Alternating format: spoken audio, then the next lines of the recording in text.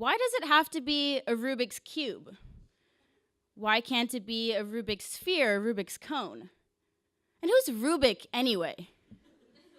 I've always admired those people on YouTube. You know, the ones that can solve 3 Rubik's Cubes while juggling potatoes and bouncing fire? Man, I would sure love to be one of those guys. They've got it down to an art.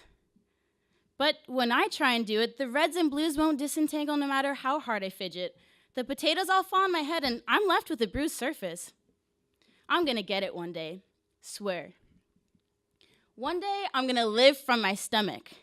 I'm gonna sing con gusto from the gallows of my gut. I'm gonna solve that Rubik's Cube how Picasso solved Cubism. But today, I can't figure out the darn twisted thing, which is to say, I can't self-proclaim as an artist. I'm an articulate woman with a lot going for me.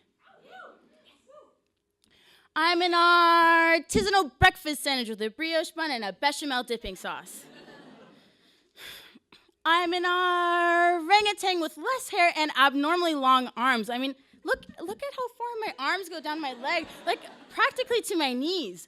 When I bring them up, I wonder if people think I'm just prepping to take flight and soar away. And then when I sit down, I wonder if people think I'm just scrounging around for a banana, waiting to catch my non-existent balls when no one is looking. Actually, do you guys mind turning around or closing your eyes or something? It's like, yeah, or go like this. Don't look. I said don't look. Nah, I'm not an artist, but I can tell you that form holds content, not the other way around. I can tell you that it's not about getting it, it's about feeling it, man. I can tell you that the only thing that's true about color is that it's relative to what's around it. So basically, there is no point in solving a Rubik's Cube because everything is surreal. One day, I'm gonna do something surreal because if it's not real, it can have no boundary.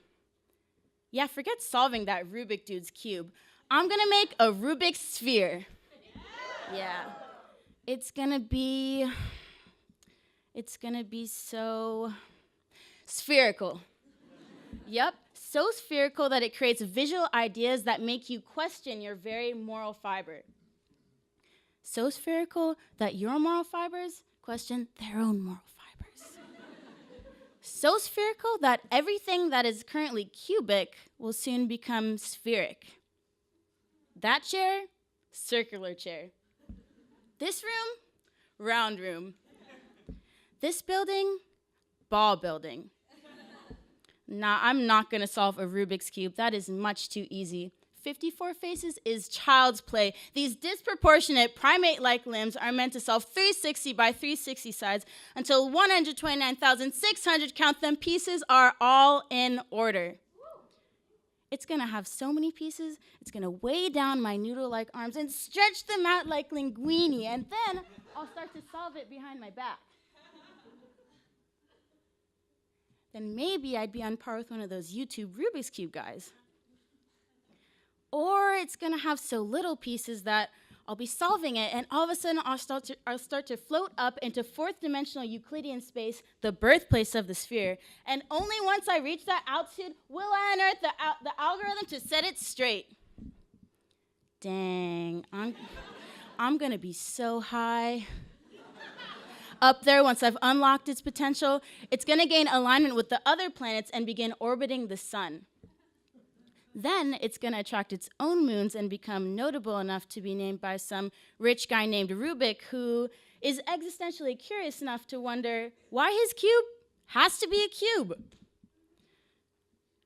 Man, once I have this whole Rubik Sphere thing figured out, I'll have all the intuitive activity in life to get me to intellectual clarity. At that point, I won't need to live anymore. Yup, I'm gonna die in royal garments made from lapis lazuli. I'm gonna die in a custom-made sphere-shaped coffin because the force of gravity of wielding such a mighty mind maze is gonna pull my multi-material inwards until I become the shape of my creation. I'm gonna die in rosy-colored glasses.